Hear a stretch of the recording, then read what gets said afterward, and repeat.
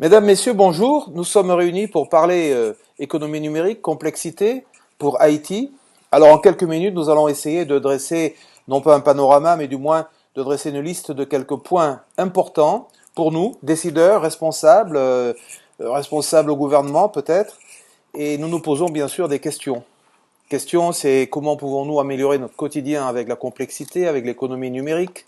Une question, c'est que dois-je faire, moi responsable, moi étudiant, moi journaliste, moi politique, moi enseignant, pour me mettre en complexité et créer des contenus. Alors, je vais vous poser une petite énigme pour commencer. C'est la page 2. Et la page 2 montre une suite de chiffres. 1, 2, 4. À vous de chercher le suivant. Beaucoup d'entre nous mettent le double, puisqu'on dit, ben voilà, on double chaque fois, 2 fois 1, 2, 2 fois 2, 4, 4 fois 2, 8. Ça, c'est une première solution. D'autres pourraient tout simplement penser, dire, ben j'ajoute 1, puis j'ajoute 2 ou 3, et font une suite plus arithmétique. J'avais posé cette même question à des étudiants haïtiens lors d'un de mes voyages, et l'un d'eux m'avait répondu de façon surprenante, 32. Alors ça, voyez-vous, c'est une pensée qui n'est pas linéaire, parce que cet étudiant avait fait un calcul non pas arithmétique, mais vraiment multiplicatif, exponentiel, et avait trouvé une formule hyper puissante pour aller très haut. Et cette puissance, il l'avait symbolisée donc par le chiffre suivant. Alors pour moi, ça signe un petit peu notre façon de penser. Est-ce que nous pensons de façon linéaire, de façon non linéaire, voire exponentielle? Pour moi, c'est ça l'entrée en complexité. C'est être capable de sortir des schémas linéaires classiques. Page 3, capturer les relations. C'est justement la relation entre les objets, précédemment les chiffres, qui font que nous pouvons percevoir des signaux de changement. Et cet étudiant en question avait perçu une formule qui lui permettait à chaque fois de changer la formule et d'arriver encore plus haut. Eh bien, c'est ça. Capturer les relations, c'est capturer des signaux qui sont invisibles ou faiblement visibles. Eh bien, c'est cette nouvelle culture qu'il s'agit d'attraper. Et la complexité, en fait, est là pour nous aider. Ça nous aidera à sortir des méthodes classiques de pensée linéaire, de pensée comment dire, traditionnelle, simple. C'est là d'où nous venons, page 4. Là d'où nous venons, c'est en fait comment pouvons-nous prendre conscience d'abord, page 5, de quelques héritages du XXe siècle et des siècles précédents. Ces héritages sont pesants. Page 6, nous pouvons voir que nous avons l'habitude de nous situer entre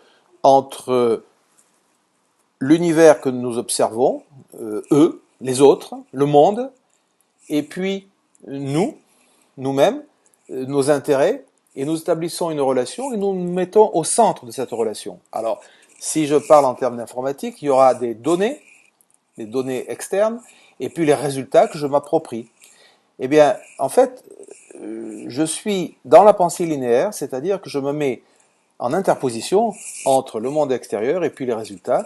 Eh bien, je suis sur le passage, j'observe, oui, mais je ne crée pas des boucles, je ne crée pas des boucles de rétroaction, je ne crée que un schéma à la fois, une itération à la fois. C'est une pensée linéaire.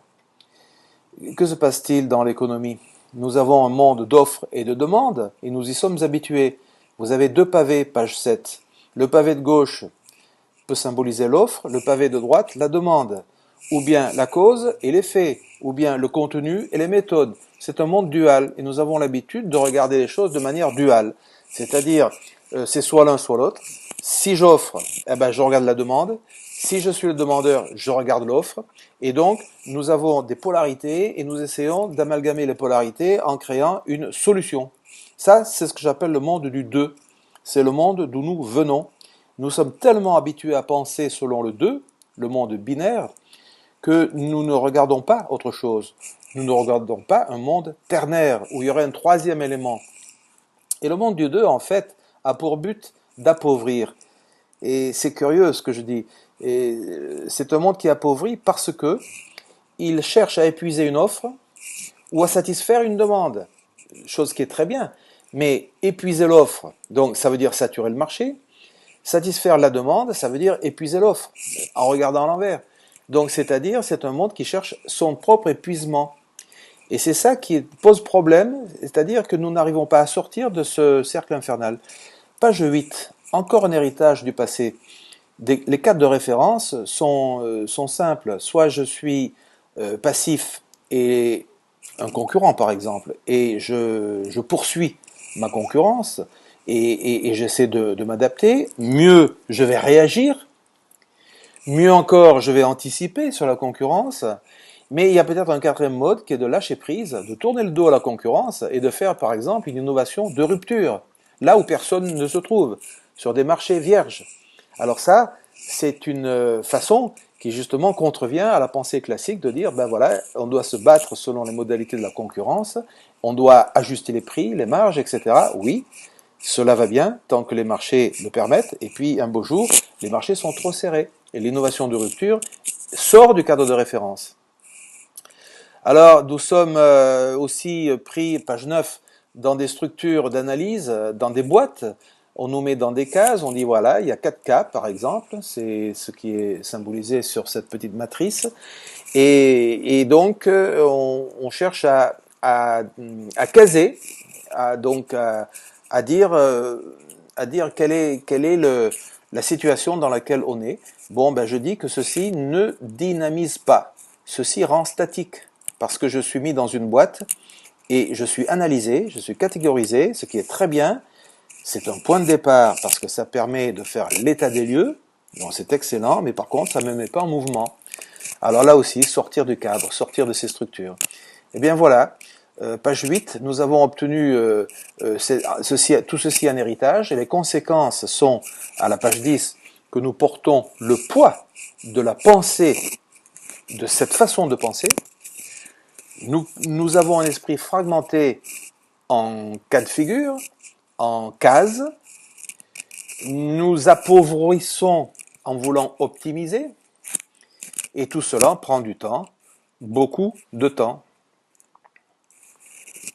Alors, en d'autres termes, page 11, nous avons des vues séquentielles, donc dans le temps, c'est-à-dire que nous avons des relations de cause à effet, et nous dépensons du temps pour cela. Les progressions sont linéaires, donc nos structures sont assez linéaires. Nous portons tout le poids de ces choses-là, nous voulons absolument tout contrôler, tout maîtriser, ce qui est un maximum de poids. Et le problème, c'est que nous n'arrivons pas à faire du volume, à passer à l'échelle. Alors ça, c'est l'héritage du passé.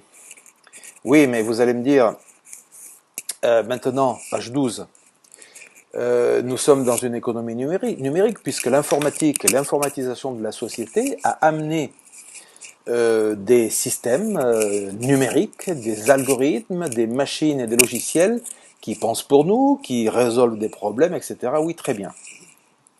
C'est excellent. Ceci nous permet d'avoir des robots pour agir, des robots pour penser, des robots pour calculer, pour déduire, pour trouver des solutions, résoudre des problèmes. Très bien.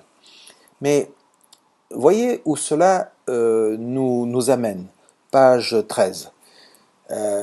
L'économie numérique a morcelé énormément, a poussé à l'extrême cet héritage du passé que j'ai montré précédemment et fait en sorte que la société devient extrêmement illisible, c'est-à-dire où les choses se passent, où les choses sont tellement nombreuses d'abord, deuxièmement, elles se passent tellement vite que je n'arrive plus à suivre. Je vous prends un exemple. Vous connaissez le trading effectué par des traders, des personnes humaines, qui fonctionnent sur une échelle de temps de l'ordre de la seconde ou de la minute, pour passer leurs ordres ou prendre des positions sur les marchés. Bien, mais vous connaissez aussi les algorithmes de trading et la haute fréquence. Les algorithmes de haute fréquence fonctionnent en dessous de la milliseconde. Et ça, c'est une échelle qui est incompatible avec un opérateur humain. Alors, lorsque vous mettez des logiciels qui sont codés par des humains, c'est-à-dire qui ont des façons de penser de traders humains, et vous les faites jouer en dessous de la milliseconde, que se passe-t-il? Sachant que ces robots interagissent entre eux et créent un monde, un univers de trading, d'opérations de bourse, tellement rapide, que l'on appelle haute fréquence, mais qui échappent, dont l'analyse échappe même à l'humain. Alors que se passe-t-il? Eh bien voilà, vous êtes dans une situation de complexité, parce que vous avez beaucoup de robots qui jouent, souvent, qui jouent très vite. Les liens s'effectuent presque instantanément à notre échelle, et nous n'avons pas la possibilité de décortiquer ou de découpler ces liens facilement, donc les liens sont tramés, pour ainsi dire, et donc il y a un système qui vit comme un organisme vivant. Alors, gérer cette complexité, c'est possible. Vous voyez, l'économie numérique, en fait, est un héritage de notre type. Il a créé un différentiel de vitesse entre les humains et les machines. Alors, on ne peut sortir qu'en complexité ici. C'est pour cela que l'informatisation de la société amène à penser d'une manière différente. Et notre héritage du passé n'est plus adapté. Voilà, c'est le premier point de notre entretien aujourd'hui. Alors, page 14, je peux donner quelques éléments de la société du numérique. À la base, le numérique, ça désintermédiarise, c'est-à-dire que ça supprime les intermédiaires entre l'offre et la demande, par exemple, donc ça court-circuite. Le digital court-circuite. Est-ce une opportunité? Est-ce une menace? C'est les deux. Et pour qui? Voilà une question. Le numérique donne le pouvoir aux marques. Les marques préemptent des territoires. Les marques des biens de grande consommation, par exemple. Le numérique introduit le culte du anytime, anyway, any device. C'est-à-dire à tout moment, depuis n'importe où et depuis n'importe quel moyen, appareil, je peux me connecter et effectuer mes transactions, mes travaux. Le numérique a introduit peu à peu, et c'est maintenant, cela devient une mode, la gestion, l'analyse des volumes de données immenses, big data. Le big data analytics, c'est la capacité d'aller chercher des informations, de découvrir des informations dans des volumes absolument gigantesques, pris sur le web, etc. Le solo mot, c'est la tendance au social, local, mobile. Les jeunes générations, par exemple. Donc, vous voyez que ces phénomènes sociaux, les réseaux sociaux, introduisent des relations entre les individus qui n'obéissent plus au schéma séquentiel linéaire. Donc, nous entrons dans le monde de la complexité. Les conséquences, page 15, c'est que nous avons une irrigation du numérique partout. Et cela introduit des modifications partout, c'est-à-dire que ce qui était établi hier ne l'est plus maintenant, et vous n'êtes plus sûr de rien dans le digital, dans le numérique. Vous ne pouvez que tester et apprendre. Et c'est votre meilleure stratégie, tester et apprendre. Donc, agir. Celui qui n'agit pas perd sa chance, mais perd aussi sa capacité à être reconnu. Il n'est même plus visible. Le digital, c'est une compétence, ce n'est pas une discipline. C'est un mode de penser et d'agir. Alors la question, c'est comment peut-on contrôler, comment peut-on travailler dans un tel univers, bien sûr. Page 16. Ce qui se passe en réalité, c'est que le digital, en désintermédiant, change les chaînes de valeur. La supply chain, bien sûr, mais surtout la chaîne de valeur. Parce que n'importe qui peut mettre des valeurs, et n'importe qui peut réagir sur ces valeurs, anticiper, et les brouiller, etc., les varier. Et donc, il y a une floraison, une amalgamation spontanée des phénomènes d'émergence de valeurs, etc., qui sont peut-être des phénomènes très transitoires, des fads, comme on dit en anglais. Et tout ceci dans un temps Internet. Le temps Internet, c'est quoi? C'est un temps qui n'est pas séquentiel, c'est le temps tout de suite. C'est le temps de faire, agir, diffuser, et c'est là, et on peut réagir, et on peut anticiper, et voilà. C'est le temps tout de suite. C'est un temps qui explose les relations de cause à effet. Là-dedans, comment se comportent les marchés? Par segment? Pas forcément. Ce sont des tribus qui adoptent des codes de conduite, c'est-à-dire basés sur les valeurs dont on parlait, et qui les propagent. Et ces codes vont prendre leur essor, vont devenir des modalités dominantes, peut-être, pour certaines, et puis passer de mode et disparaître. Et ce sont ces cycles qui apparaissent comme des vagues. Nous sommes dans une mer assez agitée, on pourrait dire chaotique même, où se passent ces mouvements. Et, et cette mer est l'écosystème dans lequel nous baignons au sens social, au sens économique. Il est très chargé, il est très surchargé, il est chargé des actions de chacun.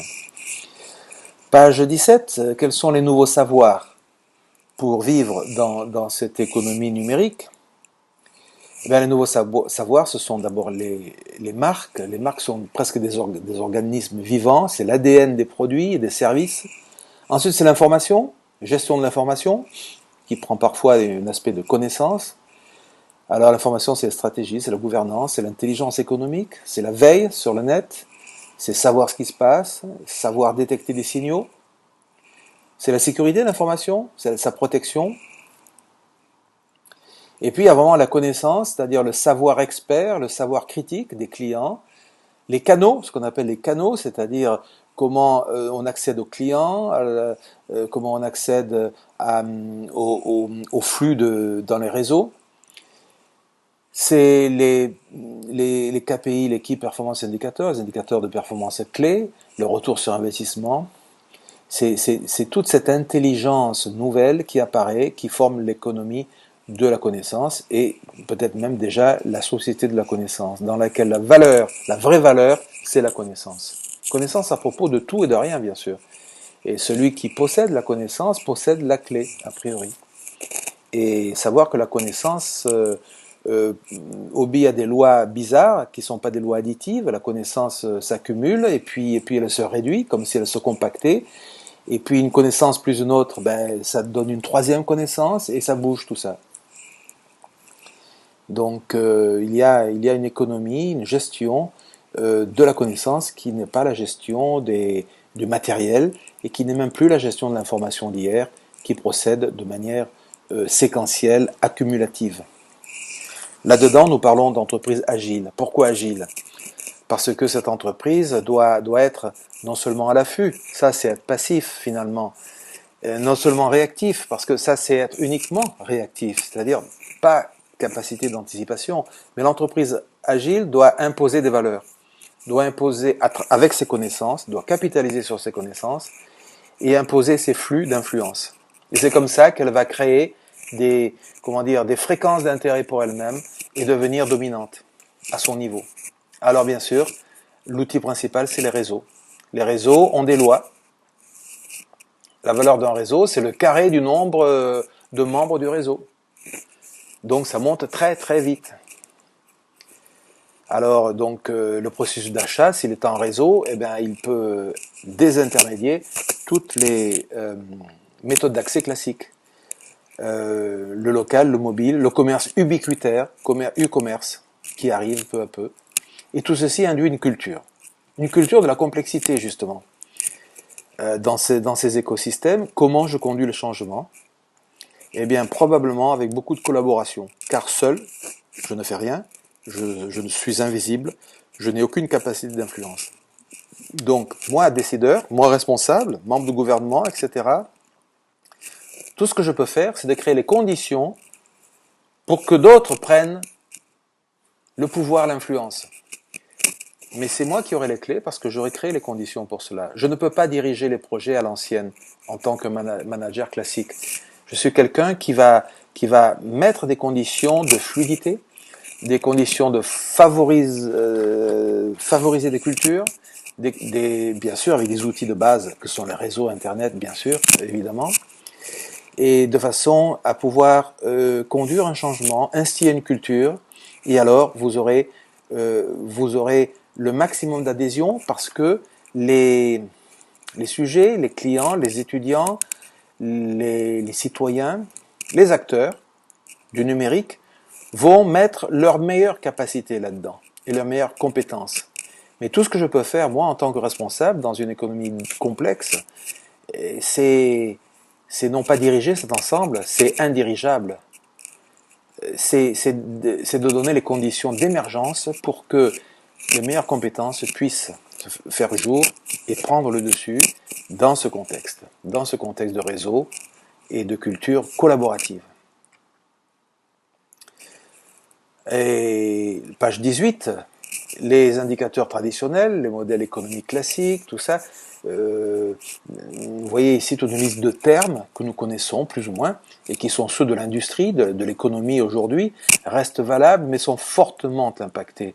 Les modèles économiques, par exemple, seront des modèles économiques en réseau, seront des modèles économiques collaboratifs et non pas de concurrentiels uniquement. Ce seront des modèles dans lesquels mon fournisseur est un partenaire, mon client est un partenaire, et peut-être qu'il est même concurrent en plus. Mais j'ai besoin de lui pour certaines choses, et j'ai besoin qu'il soit concurrent pour d'autres choses. Et il va s'intégrer à ce que je fais de manière symbiotique, c'est-à-dire où chacun nous apportons quelque chose de différent. Là où il est fort, je ne suis pas forcément fort, et inversement. Et donc ces assemblages doivent être presque exagérés pour avoir un impact maximal.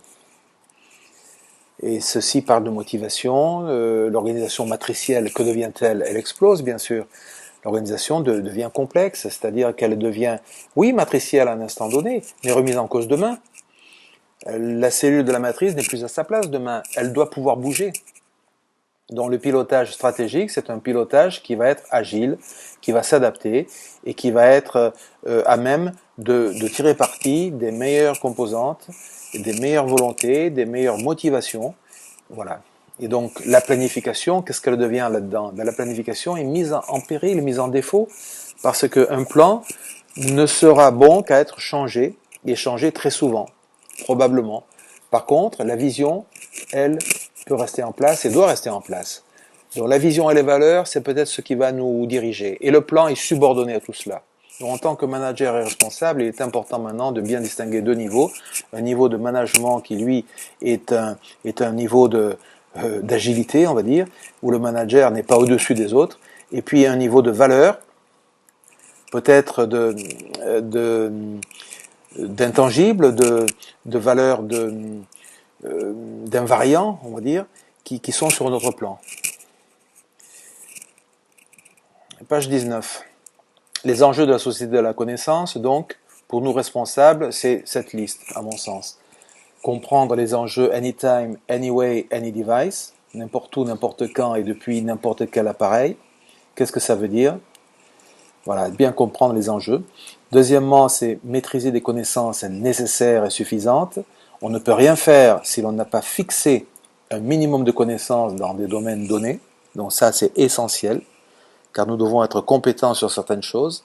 Ensuite, nous devons avoir des capacités d'anticipation et d'innovation, qui sont en fait des capacités à altérer le statu quo et à pouvoir conduire un changement. Ensuite, numéro 4, nous devons synchroniser nos stratégies, qu'elles soient marketing, qu'elles soient numériques, de gestion. Donc tout ceci demande à être mis en musique ensemble et non pas de manière séparée. Les marketeurs doivent parler aux ingénieurs, les ingénieurs aux financiers, les financiers aux producteurs, etc., etc. Ce qui crée de la complexité, évidemment. Numéro 5, c'est de savoir accompagner le changement culturel. Et effectivement, les responsables dans le domaine public ont un grand rôle ici en favorisant les conditions de ce changement, en favorisant l'émergence et en donnant la confiance pour que la culture d'innovation, la culture d'adaptation et d'agilité puisse se développer en confiance. Et puis le e-management, qui est un management avec les outils actuels. Alors, pour agir, page 20, pour agir maintenant, comment pouvons-nous faire? Eh bien, d'abord, regarder, observer, faire l'état des lieux dans chaque domaine, l'éducation, la santé, et essayer de simplifier. Simplifier, c'est difficile. Simplifier, c'est pas élaguer les détails nécessairement. Moi, je dirais, c'est être conscient des différents points de vue. C'est donc écouter les différents points de vue et laisser les signaux faibles se faire jour. Écouter ceux qui ont quelque chose à dire, ceux qui sont sur le terrain, qui souvent comprennent mieux le phénomène. Et mettre tout ça dans des bases de données, de connaissances. Donc beaucoup de façons. Étudier la diversité, surtout. Un pays comme Haïti est très riche de sa diversité. Malheureusement, cette diversité n'est pas synergique. Et donc, elle a beaucoup de pertes d'énergie, comme une perte de chaleur, une diffusion de la chaleur, et le système reste froid. Donc, comme disait Edgar Morin, la complexité, c'est un mot problème, c'est pas un mot solution. Travailler en complexité, pour moi, c'est d'abord simplifier, mais en écoutant la variété, la diversité. Et donc, faire l'état des lieux. Deuxièmement, c'est trier les tâches complexes des tâches statistiques, répétitives, massivement. Donc là où il y a des algorithmes qui marchent très bien, traiter la paye, par exemple, traiter la démographie, donc les analyses statistiques, soit, ça n'est pas de la complexité. Mais les tâches vraiment complexes, comment organiser l'éducation, comment organiser la croissance, etc., ça c'est une tâche complexe, ça c'est autre chose. Donc bien séparer les deux. Troisièmement, c'est traiter en fonction du problème et de sa nature. Où en est la structure, sur quoi peut-on s'appuyer, quelles sont les institutions, qu'est-ce qui existe, et puis commencer à créer les écosystèmes, c'est-à-dire tracer les liens entre ces éléments de structure. Quels sont les liens, les typer, et voir comment on peut dynamiser chacun de ces liens. Et ça se fait à travers des ateliers. Page 22, je vous ai mis un petit vocabulaire de la complexité, de la systémique. Bon, aujourd'hui, systémique, pour moi, c'est un peu pareil que complexité. La complexité se fonde sur une pensée systémique, c'est-à-dire qu'on regarde des systèmes. Qu'est-ce que c'est qu'un système? Un système, ça n'a rien de réel. Je ne peux pas toucher un système. C'est invisible et pourtant, c'est là. Le climat, c'est un système, mais je ne peux pas le toucher. C'est une façon de penser. Le système, c'est un regard mental, si vous voulez, sur les choses. Et pourquoi je fais une introduction sur l'héritage du passé du XXe siècle? C'est que justement, nous ne pensions pas systémique. Nous n'avions pas le regard du système. Eh bien, aujourd'hui, nous l'avons. Aujourd'hui, nous commençons, dans la société, à penser en système, c'est-à-dire que là où le financier voit des comptes bancaires, des flux financiers et des traders, eh bien, nous pouvons penser système. Quelle est l'influence de tel trader sur telle banque, etc., ou telle entreprise, etc. Eh bien, voilà. C'est un état mental, c'est une façon de penser mentale, donc, qui regarde les objets et les liens entre les objets. Alors là-dedans, il y a des phénomènes d'émergence de comportement dans le système. Quand je vous ai parlé du trading haute fréquence, eh bien, une société peut perdre toute sa valeur boursière en une nuit, ou en quelques heures, ou en quelques minutes. Eh bien, vous avez un phénomène d'émergence. Et une autre société peut au contraire avoir une valeur boursière qui monte incroyablement alors qu'on n'avait pas prévu. Et ça, ce sont des phénomènes d'émergence. Il n'y a pas d'algorithme qui nous permet d'arriver à ce résultat. L'auto-organisation, eh bien, c'est la prise d'habitude d'un tel état. La société s'habitue à fonctionner de telle manière, après un désastre cataclysmique, eh bien, il y a une forme d'auto-organisation. Personne n'a dit qu'il fallait faire comme ça, mais les gens trouvent que ils prennent telle et telle habitude. D'où ça vient, on ne sait pas. Il n'y a rien de palpable, mais ils se comportent comme ça. Donc il y a des modélisations spéciales, simulations, réseaux, systèmes complexes. Alors, donc, si je récapitule un petit peu, page 22, le système, il est soumis à des lois. Donc, sortir du linéaire, hein, c'est le bonjour, bonjour, comment vas-tu? Voilà, ça c'est le schéma classique. C'est le script classique, je dirais, de salutation. Ou bien je vais voir ma banque, je demande un prêt et puis je rembourse. C'est le script classique pour satisfaire la banque et satisfaire le besoin de prêt. C'est un trajet linéaire. Sortir de ces schémas linéaires. Ça, c'est le premier point. Sortir également des schémas redondants et qui se répètent. Des comportements, des habitudes qui se répètent. Si c'est répétitif, ça n'est pas complexe. Car si c'était complexe, il y aurait forcément une dynamique quelque part qui emmène le système ailleurs. Et parfois hors des limites. Des limites, c'est-à-dire hors d'un état stable. Donc la posture systémique, eh ben, c'est d'admettre les rétroactions. Tout ce que je fais a des conséquences, et donc il y a un retour sur moi, et sur d'autres, et ainsi de suite, et ça ne finit jamais. Et je n'ai pas de modèle a priori. Alors il y a des invariants, comme je disais tout à l'heure, c'est les principes directeurs.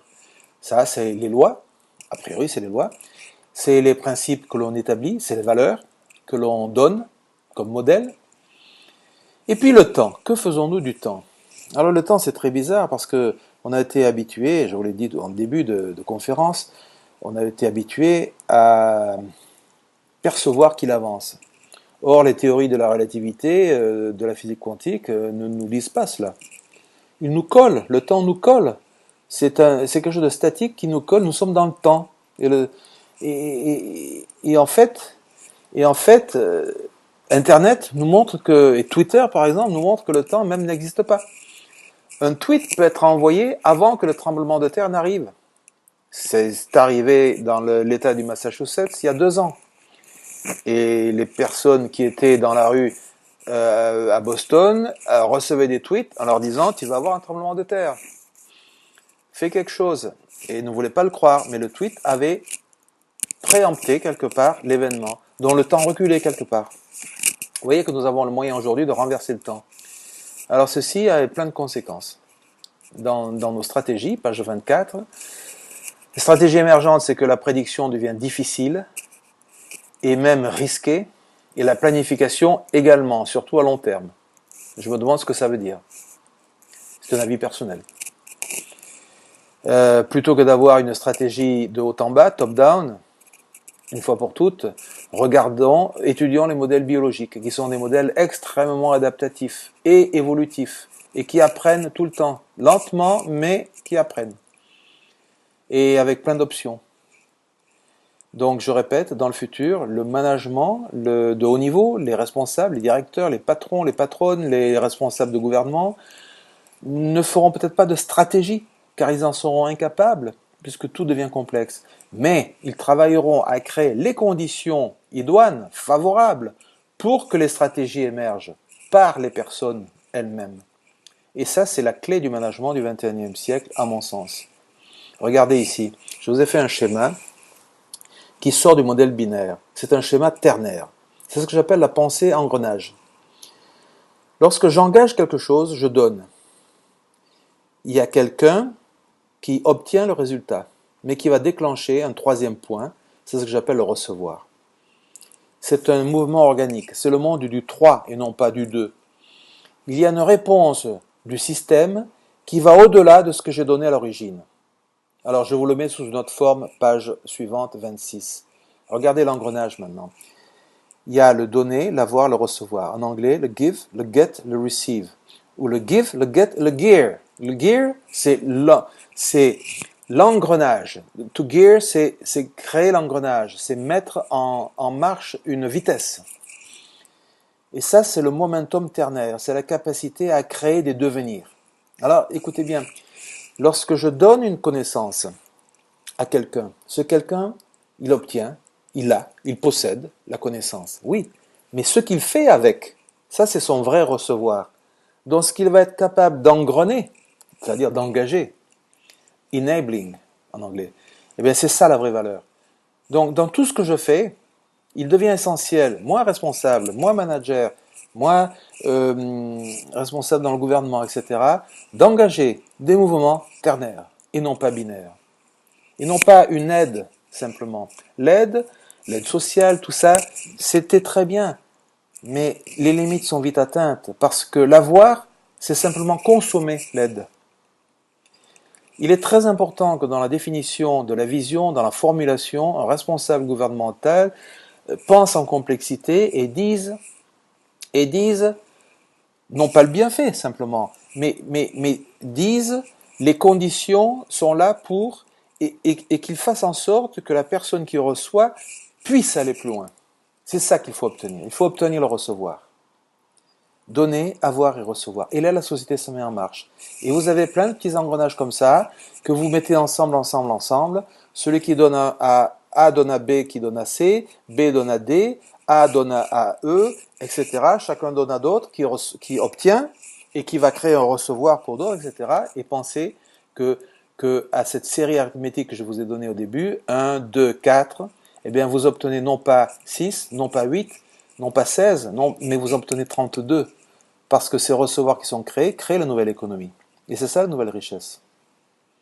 Alors ensuite, il y a une chose importante que je vous ai mis sous cette planche 27, qui est de relier les points.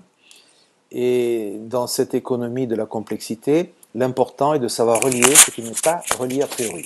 Personne ne vous dit que telle étoile est reliée à telle autre. Eh bien, il y a des gens qui ont dit, ben voilà, on va mettre des constellations, on va faire apparaître des animaux et on donne un sens à cela. Eh bien, c'est ça que nous avons à faire. Nous avons à relier A et B, là où personne nous dit qu'il y a un lien, et faire voir ce lien au monde, l'expliquer, le montrer, le faire vivre, le rendre dynamique et construire des constellations. Et ça, ces articulations, vous voyez, dans ces espèces d'animaux qui se mettent à bouger, ça c'est la nouvelle économie. C'est l'écosystème. Chaque animal est un écosystème. Il va marcher ensemble vers son futur. Il va créer son futur. Mais personne à l'avance ne pouvait savoir quel était son futur. Impossible de l'imaginer, sinon par le système lui-même. Je conclus rapidement. La page 28 montre le ressort formidable que nous avons. Je vous ai mis des hommes préhistoriques qui essaient de soulever un rocher, mais à l'envers, pour vous montrer que le rocher n'a plus de poids. Au contraire, le web, grâce au web, ce rocher se transporte comme une plume. Car hier, nous pensions problème vers solution. J'ai un problème, je dois trouver la solution. Ça, c'est la pensée binaire. La pensée ternaire, c'est de dire, oui, il y a une situation, nous la redéfinissons, car nous créons une dynamique, nous tournons autour du problème, le problème se redéfinit, on change les frontières du problème, on crée une dynamique, cette dynamique va sortir des frontières initiales du problème, va créer des engrenages qui vont faire bouger le rocher problème, et ces engrenages vont amener d'autres mouvements et ainsi de suite. Et ça, c'est de l'intelligence collective, c'est de l'innovation ouverte. Grâce à un point qui est nouveau, qui est que les coûts de transaction sur Internet sont faibles, voire nuls. Les pays et les gens, les citoyens qui maîtriseront les sciences de la complexité, donc qui penseront d'abord en termes de système et qui mettront des systèmes en œuvre pour leur bien et pour le bien collectif, seront les entités et les superpuissances de demain, économiques, culturelles et politiques. C'est pas moi qui le dis, c'est quelqu'un d'assez célèbre, un physicien, Heinz Pagels. Voilà, je vous ai mis deux autres planches ensuite, qui sont les planches 30 et 31, pour vous donner des repères en complexité, en systémique. La planche 30 vous liste les 9 caractéristiques de base d'un système complexe. Grand nombre d'éléments, beaucoup d'interactions entre les éléments. Les attributs de ces éléments ne sont pas prédéterminés, mais se construisent peu à peu. Les interactions entre les éléments sont lâches et se modifient. Le comportement des types probabilistes, le système évolue avec le temps, le système a des sous-systèmes qui ont leur propre signification, le système d'ensemble est soumis à des influences, il est des influences comportementales, et puis le système d'ensemble est lui-même, ouvert à son environnement, plus grand encore. Bon, ça c'est le caractéristique du système complexe, de base. Et puis je vous ai mis une autre planche, numéro 31, pour entrer en systémique, et que vous pourrez lire et avoir à vous-même, mais nous pouvons passer à vos questions. Merci à vous tous et à vous toutes.